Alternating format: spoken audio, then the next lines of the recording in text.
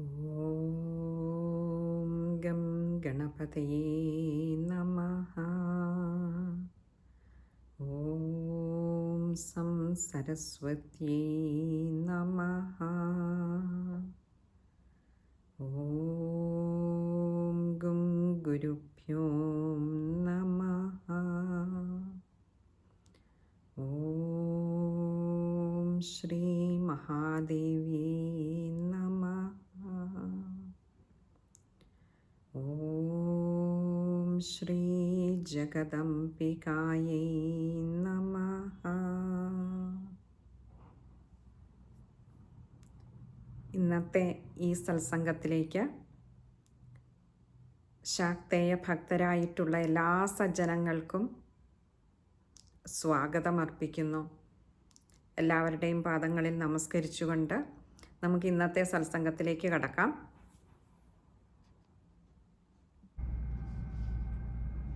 ജഗദംബികയുടെ അനുഗ്രഹം കൊണ്ട് നമ്മൾ 8 അധ്യായങ്ങൾ ഒന്ന് അർത്ഥവിചാരം ചെയ്ത് അമ്മയുടെ പാതാരവിന്ദങ്ങളിൽ സമർപ്പിക്കുവാൻ കഴിഞ്ഞു.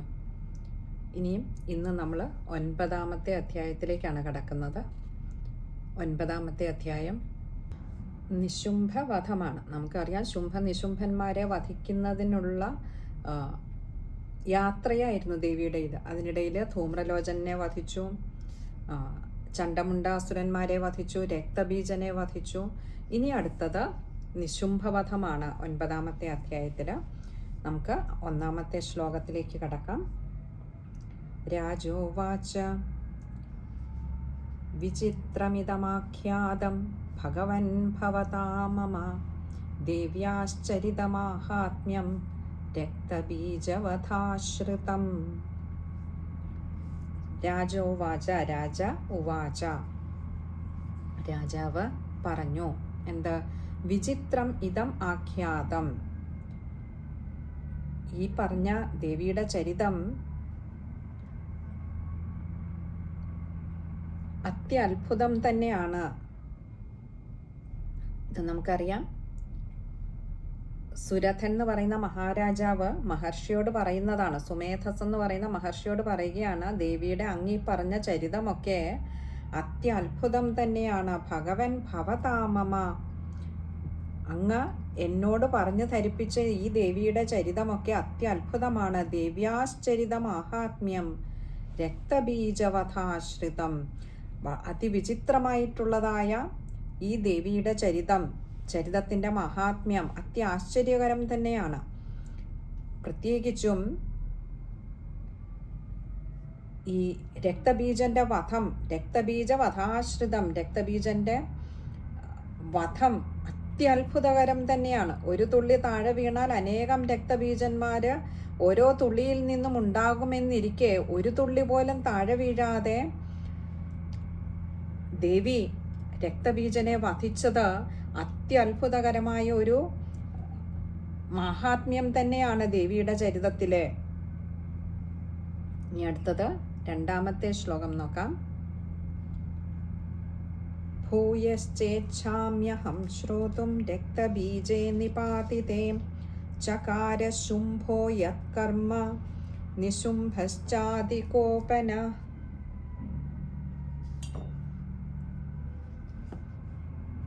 ഭൂയശ്ച ഇച്ഛാമി അഹം ശ്രോതും. ഞാൻ അത്യധികം ആഗ്രഹിക്കുന്നു, എനിക്ക് ഏറെ ആഗ്രഹമുണ്ട്. ഇച്ഛാമി അഹം, എന്തിന്? ശ്രോതും, കേൾക്കുന്നതിന്. എന്ത് കേൾക്കുന്നതിന്? രക്തബീജേ നിപാതിതേ ചകാര ശുംഭോ യത്കർമ്മ നിശുംഭശ്ചാദികോപന.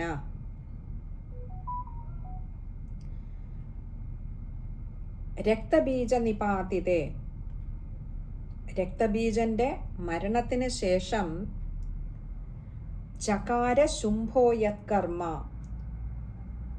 ശുംഭൻ അതേപോലെ തന്നെ നിശുംഭശ്ച അതികോപന, നിശുംഭൻ അതികോപിഷ്ഠനായിട്ടുള്ള നിശുംഭൻ. കാരണം എന്താ? തങ്ങളുടെ ഏറ്റവും വിശ്വസ്തനായിട്ടുള്ളവരൊക്കെയും നഷ്ടപ്പെട്ടിരിക്കുന്നു.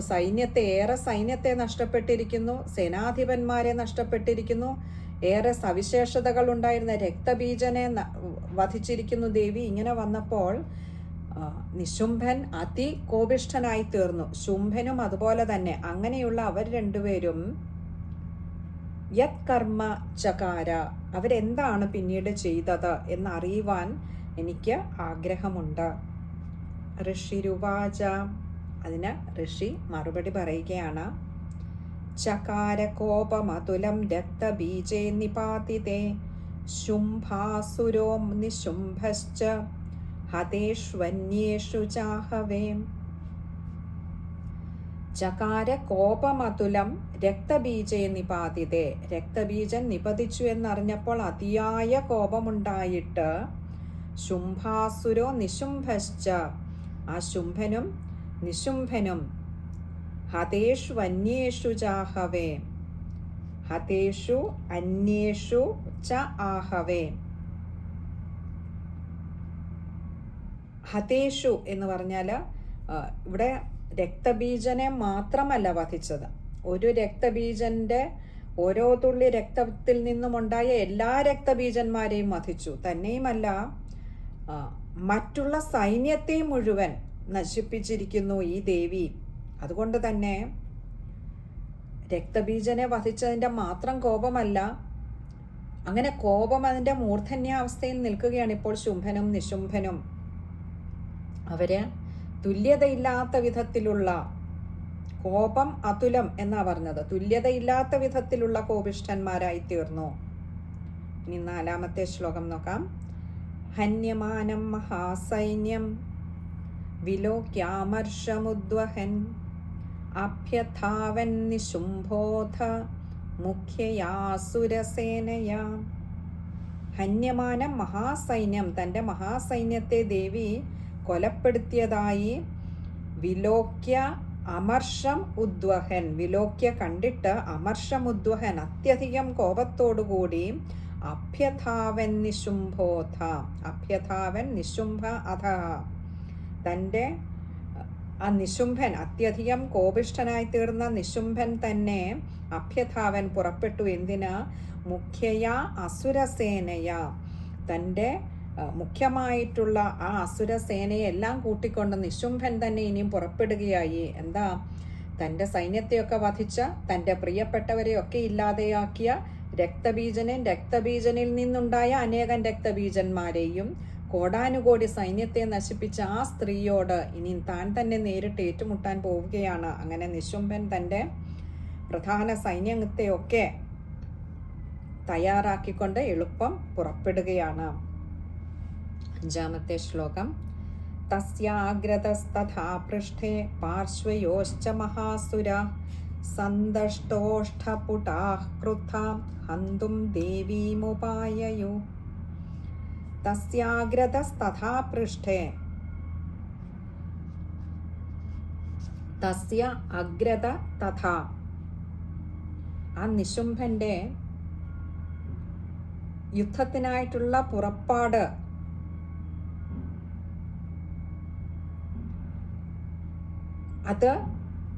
അതായത് മുന്നേ ഇറങ്ങി അങ്ങോട്ട് പുറപ്പെടുകയാണ്. അങ്ങനെ മുന്നിൽ നിശുംഭൻ പോകുന്നു ദേവിയോട് നേരിടാൻ. പൃഷ്ഠേ പാർശ്വയോശ്ച മഹാസുര, പിന്നിലാകട്ടെ ധാരാളം, പിന്നിലും വശങ്ങളിലുമായി ധാരാളം മഹാസുരന്മാര്, മഹാപരാക്രമികളായിട്ടുള്ള അസുര സൈന്യവും. സന്ദഷ്ട ഓഷ്ഠപുടാ ക്രുദ്ധ, സന്ദഷ്ട ഓഷ്ഠപുട, അവരൊക്കെ ഓഷ്ഠപുടങ്ങളിൽ കടിച്ച്, തങ്ങളുടെ ആ ചുണ്ടുകളിലൊക്കെ അങ്ങോട്ട് കടിച്ചിട്ട് അവരുടെ ദേഷ്യത്തെ ക്രുദ്ധ ഹന്തും ദേവീമുപായയോ, ക്രുദ്ധ അത്യധികം കോപത്തോടുകൂടി, ആ കോപം മൊത്തം അങ്ങനെ അവരുടെ തന്നെ ചുണ്ടുകളൊക്കെ അങ്ങോട്ട് കടിച്ചു പൊട്ടിക്കുകയാണ് കോപം വന്നിട്ട്. എന്നിട്ട് ഹന്തും ദേവീമുപായയോ, ദേവിയെ കൊല്ലുവാനായിട്ട് പുറപ്പെട്ടു. ഇനി അടുത്തത് 6-ാമത്തെ ശ്ലോകമാണ്. ആജഗാമ മഹാവീര്യ ശുംഭോപി സ്വബലൈർവൃത നിഹന്തും ചണ്ഡികാം കോപാത് കൃത്വാ യുദ്ധം തു മാതൃഭീം. ആജഗാമ മഹാവീര്യ, മഹാപരാക്രമശാലിയായിട്ടുള്ള ശുംഭൻ ശുംഭോപി സ്വബലൈർവൃതഃ, അതിവീര്യശാലിയായിട്ടുള്ള ശുംഭനും കോപിഷ്ഠനായിട്ട് എന്ത് ചെയ്തു? ആ മാതൃഗണത്തോടൊക്കെ നിഹന്തും ചണ്ഡികാം കോപാത, ആ ചണ്ഡികാദേവിയെ കൊല്ലുവാനായിട്ട് അത്യധികം വർദ്ധിച്ച കോപത്തോടുകൂടി ശുംഭനും അപ്പോൾ എന്ത് ചെയ്തു? കൃത്വാ യുദ്ധം തു മാതൃഭി, ആ മാതൃഗണങ്ങളോട് യുദ്ധം ചെയ്തു.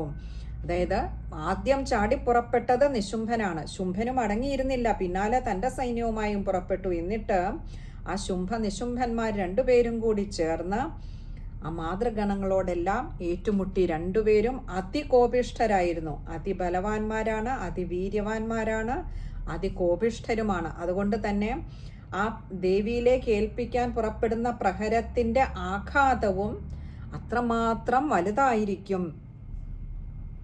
ഇനി അടുത്തത് 7ാമത്തെ ശ്ലോകമാണ്. തതോ യുദ്ധമതീവാസീദ് ദേവ്യാ ശുംഭനിശുംഭയോ ശരവർഷമതീവോഗ്രം മേഘയോരിവ വർഷതോ. തതോ യുദ്ധമതീവാസീദ് ദേവ്യാ, തതഃ എന്ന് പറഞ്ഞാൽ അനന്തരം, യുദ്ധമതീവാസീദ് ദേവ്യ, ദേവിയും തമ്മിൽ ശുംഭനിശുംഭയോ യുദ്ധമതീവാസി, ശുംഭനും നിശുംഭനും ഒക്കെയായിട്ട്, ശുംഭനിശുംഭന്മാരും ദേവിയുമായിട്ട് വലുതായിട്ടുള്ള വലിയ യുദ്ധം തന്നെയാണ് അവിടെ ഉണ്ടായത്. അവിടെ ആകട്ടെ ശരവർഷം അതീവ ഉഗ്രം മേഘയോരിവ വർഷതോ, ഉഗ്രമായിട്ടുള്ള ശരവർഷമാണ് ഉണ്ടായത്. അങ്ങോട്ടും ഇങ്ങോട്ടും ശരങ്ങൾ പ്രയോഗിച്ചു കൊണ്ടിരുന്നത് ഉഗ്രമായ രീതിയിലായിരുന്നു. എങ്ങനെയാണെന്ന് വെച്ചാൽ മേഘയോരിവ വർഷതോ, രണ്ടു കൂട്ടരും അങ്ങനെ ഘോരമായ വർഷം എന്നാൽ മഴ പെയ്യ്ക്കുകയാണോ ശരങ്ങൾ കൊണ്ട് എന്ന് തോന്നുന്ന വിധത്തിൽ ഉഗ്രമായിട്ടുള്ള ശരവർഷമായിരുന്നു അങ്ങോട്ടും ഇങ്ങോട്ടും ഉണ്ടായത്. അതായത് അത്രമാത്രം തീവ്രമായിട്ടുള്ള ഉഗ്രമായിട്ടുള്ള ഒരു യുദ്ധമാണ് അവിടെ നടന്നത് എന്ന് അർത്ഥം. ഇനി 8ാമത്തെ ശ്ലോകം. ചിച്ഛേദാസ്താംശ്ചാം സ്ഥാഭ്യാം, ക്ഷമിക്കണം, ചിച്ഛേദാസ്താച്ഛരാം സ്ഥാഭ്യാം ചണ്ഡികാ സ്വശരോത്കരൈ താടയാമാസ ചാംഗേഷു ശസ്ത്രൗഖൈരസുരേശ്വരൗ. ചിച്ഛേദ താൻ ശരാം താഭ്യാം, ആ ശുംഭനിശുംഭന്മാര് ചണ്ഡികാദേവിയുടെ നേർക്കയച്ച എല്ലാ അസ്ത്രങ്ങളെയും ചിച്ഛേദ, എല്ലാം നിഷ്പ്രയാസം ദേവി മുറിച്ചു കളഞ്ഞു. താൻ ശരാം താഭ്യാം, തൻ്റെ നേരെ വന്നിട്ടുള്ള എല്ലാ ശരങ്ങളെയും ദേവി ചിച്ഛേദ, ഛേദിച്ചു കളഞ്ഞു. ചണ്ഡികാ സ്വ ശരോത്കരൈ താടയാമാസ ചാംഗേഷു, എന്നിട്ടോ ദേവി നിഷ്പ്രയാസം ഛേദിച്ചു എന്ന് തന്നെയല്ല, ദേവി അസുരന്മാരുടെ ച അംഗേഷു, അവയവങ്ങൾക്ക് താടയാമാസ, താടിക്കത്തക്ക വിധത്തിൽ, ഹാനി തട്ടത്തക്കവണ്ണം, ശസ്ത്രൗഖൈർ അസുരേശ്വരൗ, ശസ്ത്ര ഔഖൈ, ശസ്ത്രങ്ങളുടെ ഓഖം എന്നാൽ പ്രവാഹം, ശസ്ത്രങ്ങളെ അങ്ങോട്ട് ശരങ്ങളെ പ്രയോഗിക്കുകയും ചെയ്തു. അസുരേശ്വരൗ, അസുരന്മാരിൽ ഈശ്വരന്മാരാണ് എന്ന് പറഞ്ഞാൽ അസുര സൈന്യങ്ങളുടെ പതിയായിട്ട് അവരുടെ രക്ഷകനായിട്ട് ഇന്ന് നിൽക്കുന്ന ആ ശുംഭനിശുംഭന്മാരുടെ നേർക്ക് ദേവി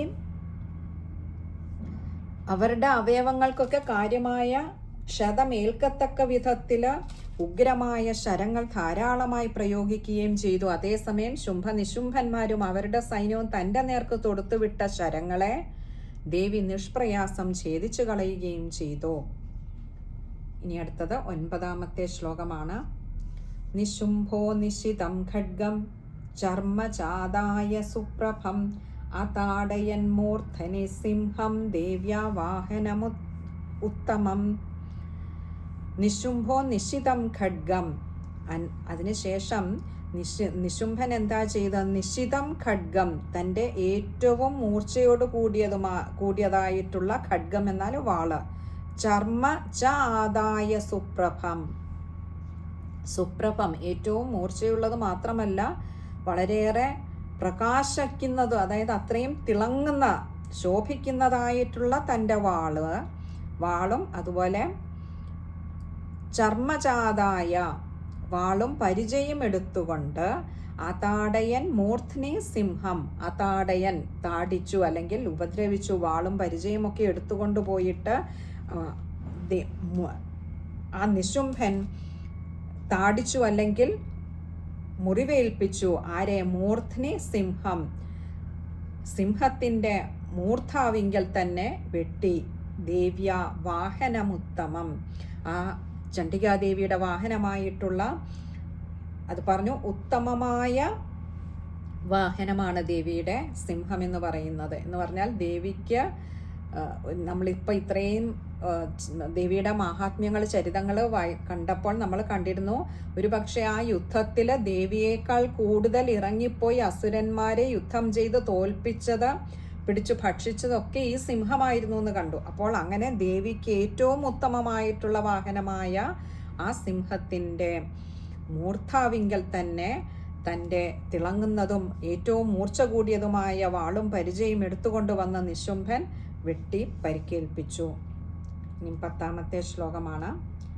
താടിദേവാഹനേ ദേവി ശുരപ്രേണാസിമുത്തമം നിശുംഭസ്യാശു ചിച്ഛേദ ചർമ്മ ചാപ്യഷ്ടചന്ദ്രകം.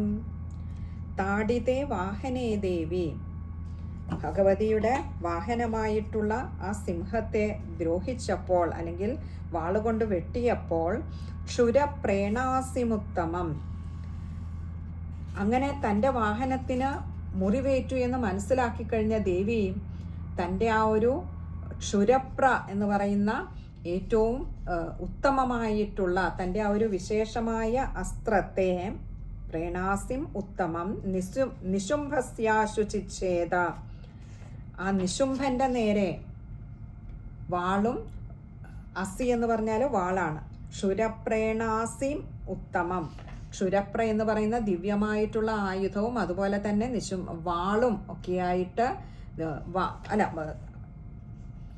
ആ ക്ഷുരപ്ര എന്ന് പറയുന്ന തൻ്റെ വിശിഷ്ടമായിട്ടുള്ള ആയുധം എടുത്തുകൊണ്ട് ദേവി എന്ത് ചെയ്തു? ചിച്ഛേദ നിശുംഭസ്യാശു, നിശുംഭൻ്റെ ആ വാളിനെ ചർമ്മ ചാപ്യഷ്ടചന്ദ്രകം, അതായത് വാളും 8 ചന്ദ്രക്കലകളോട് ശോഭിച്ചിരുന്ന പരിചയം മുറിച്ചു കളഞ്ഞു. നമ്മൾ കണ്ടു, നിശുംഭൻ തൻ്റെ ഏറ്റവും തിളങ്ങുന്നതും മൂർച്ചയേറിയതുമായിട്ടുള്ള വാളും കൊണ്ടാണ് ദേവിയുടെ വാഹനമായിട്ടുള്ള സിംഹത്തിൻ്റെ തലയിൽ മൂർധാവിങ്കൽ തന്നെ വെട്ടി പരിക്കേൽപ്പിച്ചതെന്ന് കണ്ടു. അപ്പോൾ ഇവിടെ പറയുകയാണ്, ദേവി എന്ത് ചെയ്തു? തൻ്റെ ക്ഷുരപ്ര എന്നറിയപ്പെടുന്ന ആ ഉത്തമമായിട്ടുള്ള വിശിഷ്ടമായ അസ്ത്രത്തെ പ്രയോഗിച്ചുകൊണ്ട് നിശുംഭൻ്റെ ഈ പറഞ്ഞ വാളും, പറഞ്ഞില്ലേ, വളരെ മൂർച്ചയുള്ളതും തിളക്കമുള്ളതുമായിട്ടുള്ളതും അതുപോലെ ചാപി അഷ്ടചന്ദ്രകം, അതായത് 8 ചന്ദ്രക്കലകളോടുകൂടി ശോഭിച്ചിരുന്ന പരിചയവും ദേവി മുറിച്ചു കളഞ്ഞു. ഇനി അടുത്തത് 11ാമത്തെ ശ്ലോകമാണ്. അത് നമുക്ക് അടുത്ത സത്സംഗത്തിൽ കാണാമെന്ന് കരുതുന്നു. സർവത്ര ദേവീ നാമ സങ്കീർത്തനം. ശ്രീ മഹാദേവ്യൈ നമഃ. ഓം ശ്രീ ചാമുണ്ഡായൈ നമഃ.